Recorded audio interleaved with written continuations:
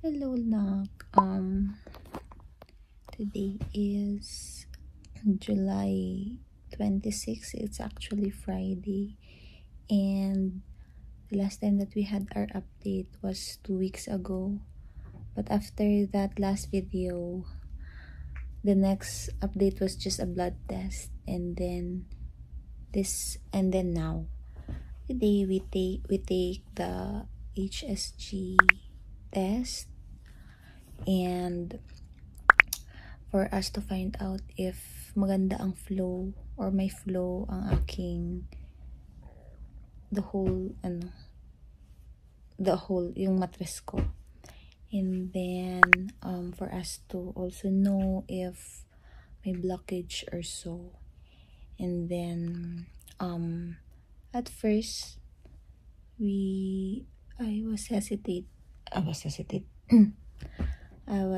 I got nervous if the test is painful.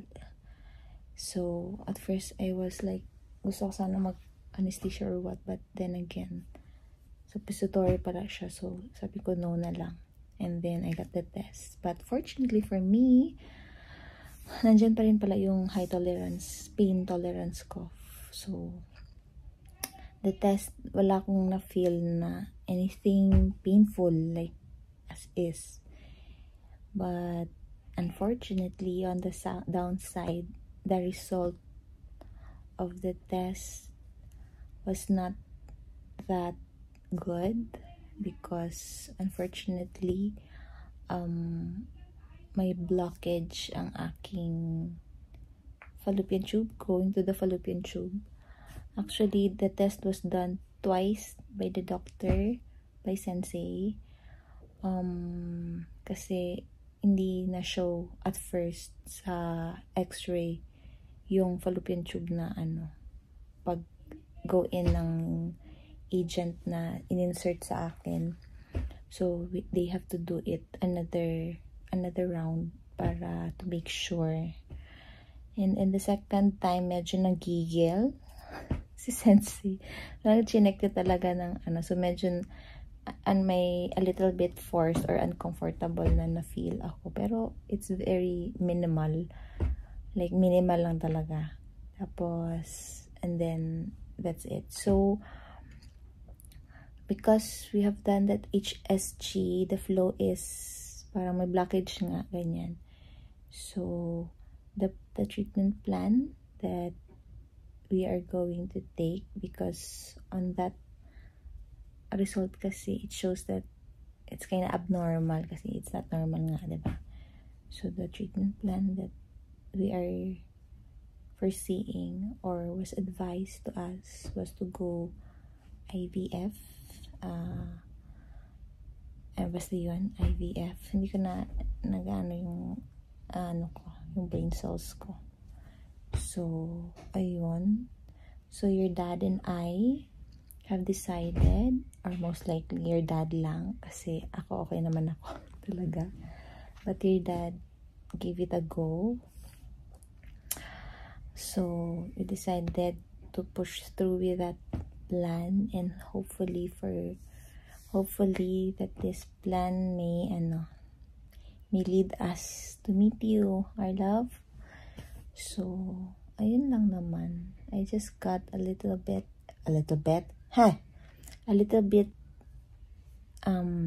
emotional when I heard the result and see the result myself, and it's nag-sink in na siya way later part na yung magpe-pay na kami sa clinic, and I didn't parang hindi ko na napigilan sa sarili ko na maiyak.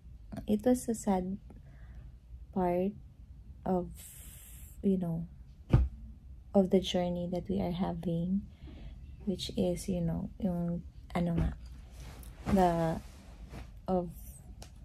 basta yun na. But yeah, on a greater note naman, or in a lighter note,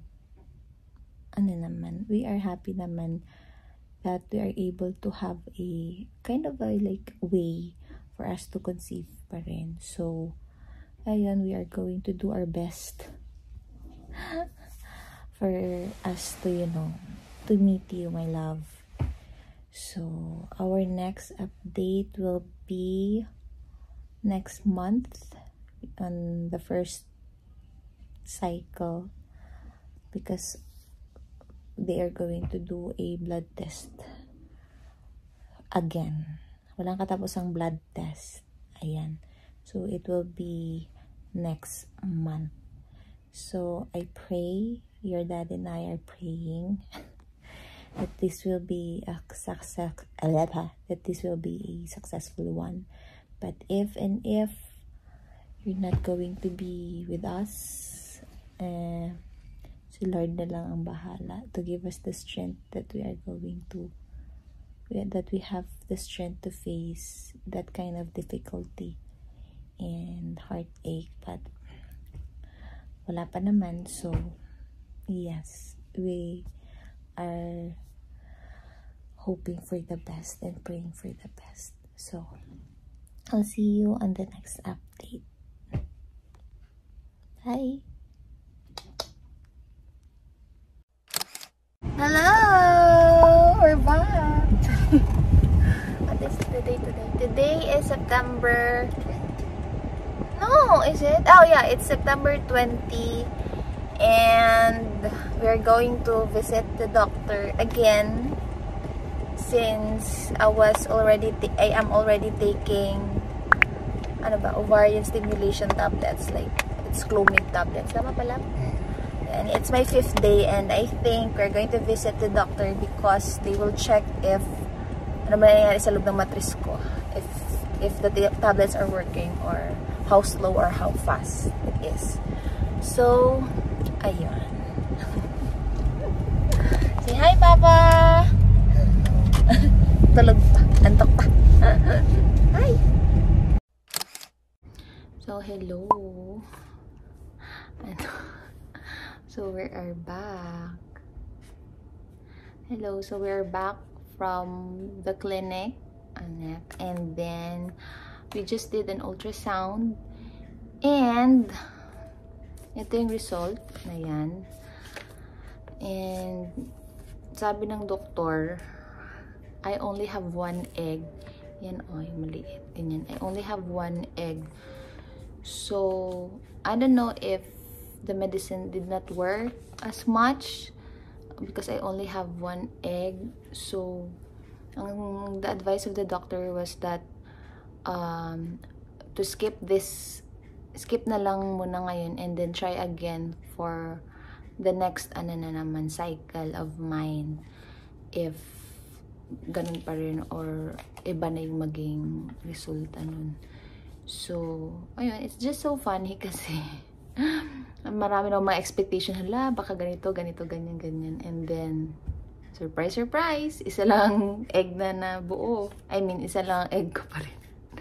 Parang hindi nag-effect yung tablet or what. Pero, tinatansya pa rin ng doktor kung ano bang best possible way na pwede sa akin, ganyan. Kaya, itatry again ulit for my next cycle. So, I guess I will see you again on the next month, and hopefully there's some good news about it.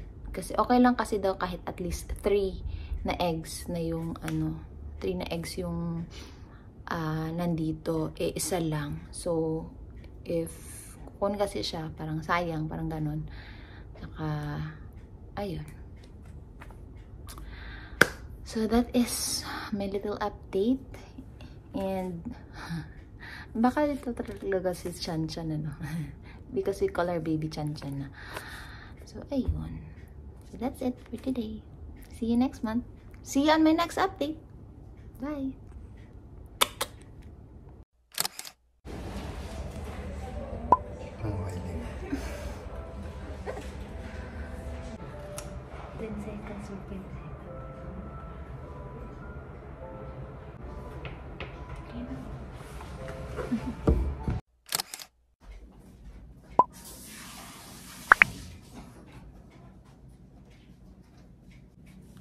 So this is Chares. 150. 150. Oh, kuyog. Ano yun? Tapos na to? Alcoholic na tayo mantin. Tapos na pala? My God! Saan na nga? Saan tayo? Dito. Tapos na dito na? Dito na? Saan yan? Ito. Di ano? Awang na siya. Ganyan? Wait lang. Ano pa kung timer pa? Okay.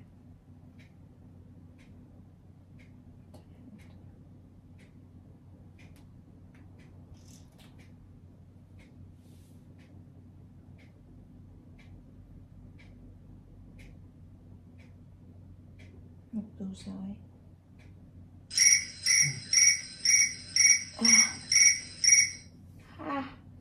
Ano siya pa? Break ito na ano. Ouch. Ouch. Ouch. Also, take this, Clomids. Clomide? Clomidifin? Clomifin. Tama ba, lab? Yan. For 10 days. I'm on my day 7th. There. 3 more. Yes! Wow. Grabe. 21. FSH. Check. 3rd one. Tapos tomorrow, meron tayong 3:30 PM na schedule. Nag-start kami 15. O, diba? Galing! So, hello guys. Good evening. Charis! So, today is October 24 and I already took my last pill of Clomide tablets this lunch, and then tonight at exactly 8 PM we are going to have my trigger shots kasi the eggs are becoming okay na, mag-mature na sila. So, kailangan natin ng trigger shot para ready for collection on Saturday. Nakaban ako kasi mataas yung needle. Mga ganyan. Diyos ko. Ako lang mag-isa dito kasi si Hamsters ay nasa work. Okay? So, ayan ang ating schedule today. Ito, trigger shot 8 PM. So, kahapon, nung last time sa video, diba, ito, bumalik kami, tapos binigyan ako ulit ng 2 injections, and then continuous lang din sa Clomide. And then, today, advisable tayo na yung sa lunchtime ang Clomide, and then trigger shot tomorrow. Then, on the 25th, suppository, hanggang, because this one, sa 26, ang ating egg collection. Okay? So, this is our trigger shot. Ito, hindi ko alam kung anong ano to kasi naka-Japanese. Ayan. So, meron tayong, wipes, and na with alcohol, tapos yung syringe nasa loob na. Syringe and yung gamot and all na. Ready to na lang. Tanggalin yung cup and then it's ready for ganyan. Nakapanda lang ako guys. And it came from the lagyan namin sa ref kasi sabi to keep it cool. So, ayan. Nakabanda lang ako. Oh my God. Hindi ko alam kung mag-video ko ba sarili ko sa ganito. Baka ma-pressure ako. Maratil ako. Kasi dapat hindi siya ma-delay kahit 5 minutes kasi yung na-trigger shot siya. Naka-time siya. Ganyan. Para yung egg ready for collection sa Saturday. Ay, Lord! So, ganito yung mukha niya, oh. Ayan. Nakikita na ba yan? Yan ako natatakot. Diyos ko! Tapos meron akong guide dito. Binigay sila kung paano gawain. So, pagdasal niyo ako. Nilalamig ng kamay ko. Okay. Inunti-unti ko na siya, guys. Ganito siya kalaki. Medyo okay naman pala. Hindi naman siya ganun kahaba pala. Pero, still. Manipis lang naman. Kaya, yeah. 15 minutes more to go. Ah, Lord!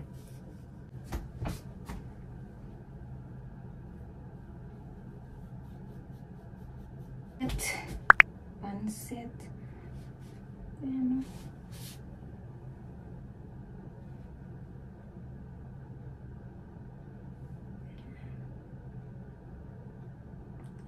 it's not bad.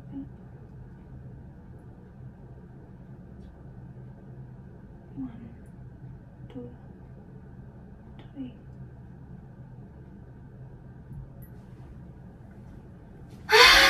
Hindi siya masakit! Oh my God! Thank you, Lord! Thank you, Lord! Thank you, Lord!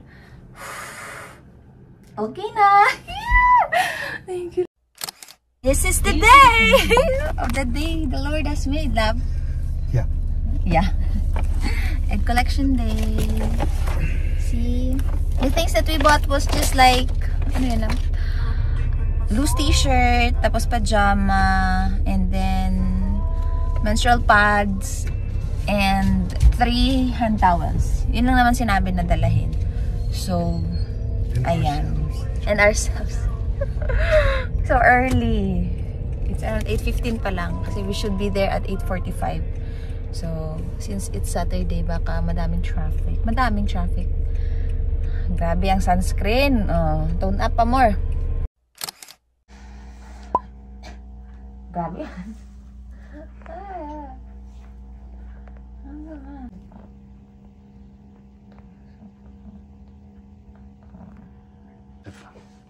Ano masabi mo, love? Tapos na. Masakit? Carry naman, pero ma-feel mo talaga yung karayo.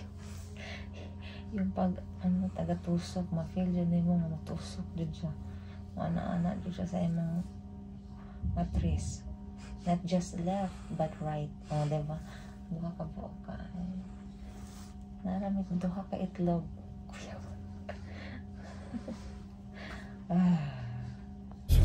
We're done. We're finally out. It's already 11 something. 11 something? Or mag-11? Yeah. And there. And 6 pala ang aming nabuo, guys. 6 itlog. So, you know, di pala dalawa. Wrong information. Kanina. Lost in translation pala. Ganon. So, we're heading back. Heading back. And we're gonna go to Burger King. I want to have some meal. Kasi hindi pa ako kumain. Diba, lab? Ayan. That's it. Are you happy? Parang siya pa yung guys. Parang siya pa yung parang ang daming nangyari sa kanya sa mukha niya. Parang ewan ko sa kanya bakit parang pagod na pagod siya. Talaga. Ay, naka.